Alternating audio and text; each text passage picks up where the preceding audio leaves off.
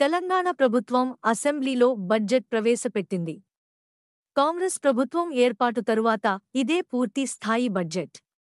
2.91 లక్షల కోట్లతో ప్రవేశపెట్టిన ఈ బడ్జెట్లో వ్యవసాయానికి ప్రాధాన్యత ఇచ్చారు. ఆ తరువాత సంక్షేమానికి కేటాయింపులు పెంచారు. ఇదే సమయంలో రైతు రుణమాఫీ అమలు గురించి భట్టి స్పష్టత ఇచ్చారు. కానీ పెన్షన్ రూ. 4,000కు పెంపు, మహిళల ఖాతాల్లో 2,500 రూపాయలు జమ ప్రస్తావన లేదు. దీంతో వీటి అమలుపైన కొత్త చర్చ మొదలైంది. బడ్జెట్ ప్రతిపాదనలు. తెలంగాణ పూర్తి స్థాయి బడ్జెట్ 291,191 కోట్ల ప్రతిపాదనలో ఉప ముఖ్యమంత్రి భట్టి ప్రతిపాదించారు.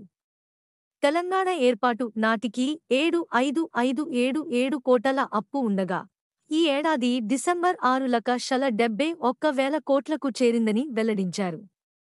తాము హామీ ఇచ్చిన విధంగా రైతులకు రుణమాఫీ అమలు చేస్తున్న అంశాన్ని భట్టి వివరించారు. 2 లక్షల రూపాయలు వరకు మాఫీ అమలు చేస్తున్నామని చెప్పారు. హైదరాబాద్ అభివృద్ధి కోసం తొలిసారి బడ్జెట్లో రూ. 10,000 కోట్లు ప్రతిపాదించారు. కాంగ్రెస్ సూపర్ 6 హామీల అమలు నిధులను ప్రస్తావించారు. హామీల అమలు, మహిళలకు ఉచిత బస్సు పథకం కొనసాగింపు కోసం 723 కోట్ల రూపాయలు ప్రతిపాదించారు.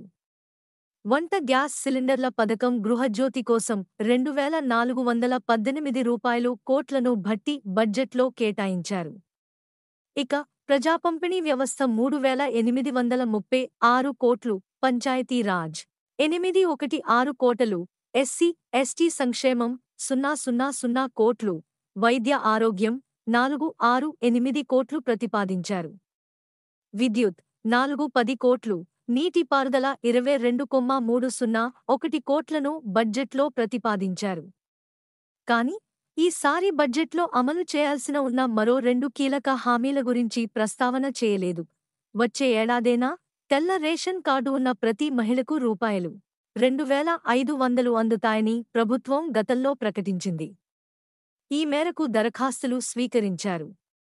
ఈ పథకం అమలు పైన బడ్జెట్లో ప్రస్తావన లేదు. అదేవిధంగా పెన్షన్ రూ. 4,000కు పెంపు పైన ప్రభుత్వం నుంచి ప్రకటన లేదు. రైతు రుణమాఫీ తరువాత పెన్షన్ పెంపు పైన నిర్ణయం తీసుకుంటామని గతంలో ప్రభుత్వం స్పష్టం చేసింది.